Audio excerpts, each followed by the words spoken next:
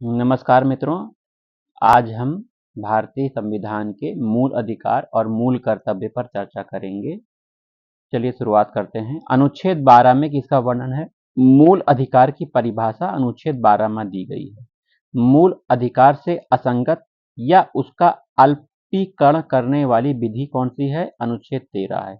विधि के समक्ष समता, ये किस अनुच्छेद में है? अनुच्छेद 14 में। विधि के समक्ष समता, विधियों का समान संरक्षण, इसके बारे में बात किया गया है। अनुच्छेद 15 में क्या है?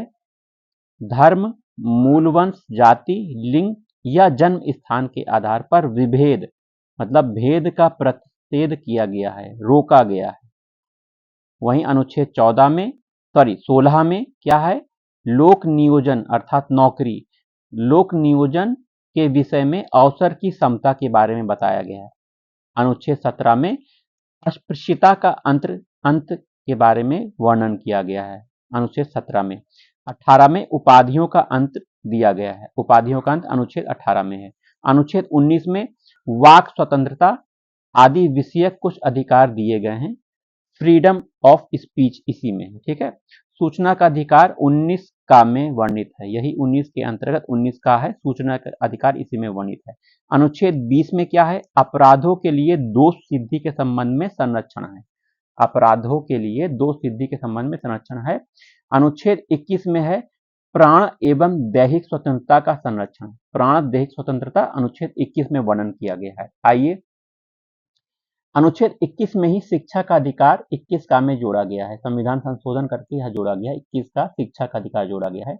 अनुच्छेद 22 में क्या दिया गया है? अनुच्छेद 22 में कुछ दशाओं में गिरफ्तारी और निरोध से संरक्षण दिया गया है।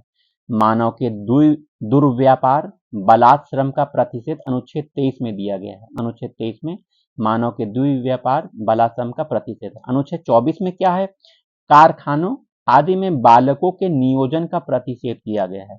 अनुच्छेद 25 में अंतःकरण की ओर धर्म के अबाध रूप से मानने, आचरण करने, प्रचार करने की स्वतंत्रता है। तो धर्म को आप मान रहे हो, ये आपको मौलिक अधिकार है। अनुच्छेद 25 में इसका वर्णन है। अनुच्छेद 26 में धार्मिक कार्यों के प्रबंध की स्वतंत्रता के बारे में अनुच्छेद 26 में वर्णन दिया गया है। अनुच्छेद 27 में क्या है? किसी विशिष्ट धर्म की अभिवृद्धि के लिए करों के संदाय के बारे में स्वतंत्रता दी गई है। अनुच्छेद 27 में। अनुच्छेद 28 में क्या दिया गया है? कुछ शिक्षा संस्थाओं में धार्मिक शिक्षा या धार्मिक उपासना में उपस्थित होने के बारे में स्वतंत्रता दी गई है। अनुच्छेद 29 इंपॉर्टेंट है, अल्पसंख्यक वर्गों के हितों का संरक्षण अनुच्छेद 29 में दिया गया है। 29 अनुच्छेद 30 में क्या है? शिक्षा संस्थाओं की स्थापना, प्रशासन करने का अल्पसंख्यक वर्गों का अधिकार अनुच्छेद 30 में वर्णन है।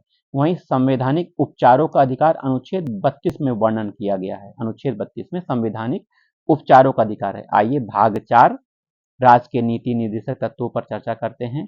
तो अनुच्छेद 36 क्या है? राज्य की परिभाषा अनुच्छेद 36 में दी गई है। अनुच्छेद 37 में इस भाग में अंतर्विष्ट तत्वों का लागू होना यह दिया गया है।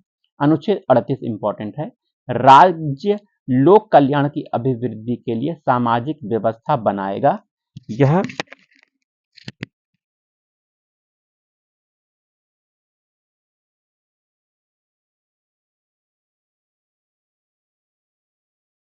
वहीं पुरुष और स्त्री सभी नागरिकों को समान रूप से जीविका के पर्याप्त साधन, समान कार्य के लिए समान वेतन अनुच्छेद 39 में वर्णन किया गया है। अनुच्छेद 39 का संविधान संशोधन करके जोड़ा गया है, जिसमें कहा गया है 39 का में समान न्याय, निःशुल्क विधिक सहायता के बारे में बताया गया है। अनुच्छेद 40 में ग्राम पंचायतों के गठन के बारे में बताया गया है। अनुच्छेद 41 में क्या है? कुछ दशाओं में काम, शिक्षा, लोक सहायता पाने का अधिकार अनुच्छेद 41 में है। वहीं अनुच्छेद 42 में की न्याय संगत मानवोचित दशाओं का तथा प्रसूति सहायता का उपबंध अनुच्छेद 42 में है। कर्मकारों के लिए निर्वाह मजदूरी अनुच्छेद 43 में है। उद्योगों के प्रबंध में कर्मकारों का भाग लेना अनुच्छेद 43 का में है। नागरिकों के लिए एक समान सिविल संहिता 44 में है। 6 वर्ष से कम आयु के बालकों के प्रारंभिक बचपन की देखभाल और शिक्षा का उपबंध अनुच्छेद 45 में है। अनुसूचित जाति, अनुसूचित जनजाति, अन्य दुर्बल वर्गों के शिक्षा, अर्थ संबंधी हितों की अभिवृद्धि का प्रावधान अनुच्छेद 46 में है। पोषाहार स्तर, जीवन स्तर को ऊंचा करने, लोक स्वास्थ्य सुधार करने का राज्य का कर्तव्य अनुच्छेद 47 में है। राज्य कृषि पशुपालन को आधुनिक वैज्ञानिक प्रणाली से संगठित करने का प्रयास करेगा। विशेषतः गाय, बछड़ों, अन्य दुधारू पशु वाहकों की नस्ल के परीक्षण सुधार के लिए उनके वध का प्रतिषेध करेगा, अनुच्छेद 48 में है। पर्यावरण का संरक्षण, संवर्धन और वन जीवों की संरक्षा अनुच्छेद 48 काम में करेगा। राष्ट्रीय महत्व के स्मारक स्थानों, वस्तुओं का संरक्षण अनुच्छेद 39 में करेगा। कार्यपालिका का से न्यायपालिका का पृथक्करण अनुच्छेद 50 में है। अंतर्राष्ट्रीय शांति सुरक्षा की अभिवृद्धि के बारे में अनुच्छेद 51 में वर्णन किया गया है।